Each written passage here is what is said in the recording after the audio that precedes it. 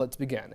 A concerning report came out this week providing more details on how many Kentucky foster children were sleeping inside state offices last year. Auditor Allison Ball says she directed the Commonwealth Office of ombudsman to look into the issue after news reports shined attention on the problem months ago. In the report released this week, it shows over a 4-month period in 2024, 49 children spent a combined 198 days in the offices instead of bedrooms. The average stay was 4 days. The longest consecutive stay for a child was 35 days. The ombudsman has already indicated that they are going to do a full investigation that will look at a bigger time, I think, than those 4 months, which I believe is necessary. And we'll also see what kind of supervision was provided during that time. What are the policies that put a child to be housed in a building like that? Sadly, some of the children that we serve have been through trauma, the likes of which no child should ever have to go through. And sometimes that results in violent or sexually aggressive behavior that makes placing a child, especially late at night, maybe not a challenge, but a need to be careful.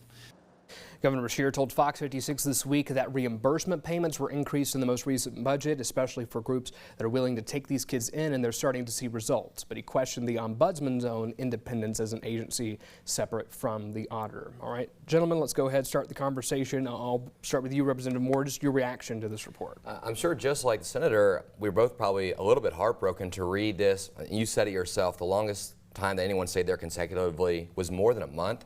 And I believe reading the report, someone as young as 1 year old even stayed there in an office building. So first of all, it's just terrible, regardless of the politics of the matter. Our state really, I think, was kind of in a perfect storm as far as the pandemic really shaking up a lot of things, but then also we've seen the opioid epidemic as well, and it's just whether it is we've lost people who are in a parenting type role or people who are battling addiction. Now they've been taken out of the home because either they're incarcerated or they are not fit to be a parent anymore.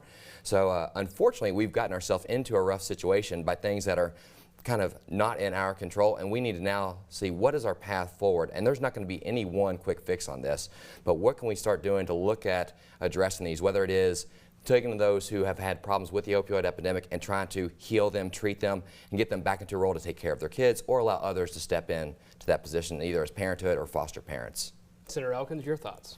So, well, I agree that a lot of times these children are hard to place children. True enough, as the representative said, one of them was actually 1 year old. And if you look at the graph, you can see that these children begin to, at 12 years old, it begins to spike and peak, and it goes all the way up through 17 years of age, I think. But we're going to have to dial back and find a long-term solution. We can't just be okay with saying they're hard to place children, and true enough, they are. But we're going to have to find a better way to solve this problem. We need long-term solutions. These children deserve a better outcome than we're giving them at the moment. I know some people have come to me and brought this up on their own before this report came out, saying that one person in particular is saying that their mother loved to be a foster parent and had taken several kids in through the system, but had found that there have been some regulations that got in the way, was making it harder to be a foster parent, continue being one. So I'd like to see if there are avenues out there for those who are willing and able to take on these children to make sure that they do have that opportunity to give those kids a home. My optimistic mind would hope that these kids had a cot and blankets and the things that would make them at least somewhat comfortable. My question I want to pose to you all is could you find any reason why a foster kid should have to have a stay in an office, any situation where that would have happened? I can't find a reason in my mind why they would do it. And like you, I believe probably they do have a cot to sleep on. I don't believe they're sleeping on a chair or a desk or something of that nature. But the message we're sending these children, that you don't belong, we can't find a place for you, that's the message we just can't afford to be sending our children. The interesting thing about this whole situation is where I would have thought Franklin County, or Jefferson County, I'm sorry, where I would have thought Jefferson County was going to be the largest issue, it's not. 70% of these cases come from 3 service areas across the region, and Jefferson County isn't one of them. So.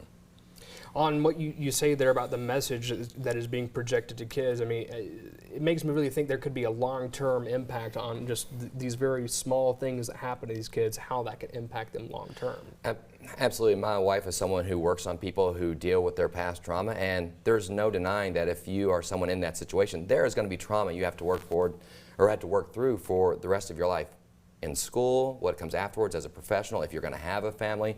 So if there's anything we can do to lessen that trauma and get them into the right steps to start on a kind of good life path, we should be looking into whatever that might be to do that for them. What tools would be at the legislature's disposal if they were to file a bill while we're in session right now, or are the tools limited just because of a shortage of the number of foster parents we have available? I think maybe we collaborate with other states that have solved the problem, especially bordering states. Maybe work with them on how they've solved it, what they're doing, and even, I know in some cases in the past we've rented spaces from neighboring states, particularly I think Indiana, where we may have taken some of our children that were not able to be placed to Indiana to be housed in a facility up there that's especially designed for children that are difficult to place children. Representative Moore, last word on this before we move on. Absolutely, I agree with the senator. If we don't have to reinvent the wheel, let's not. If there are solutions that work, let's see what those are. And I believe the senator actually serves an important role as a chair on one of the committees in the Senate, and he actually might end up being able to have some oversight on this issue as well.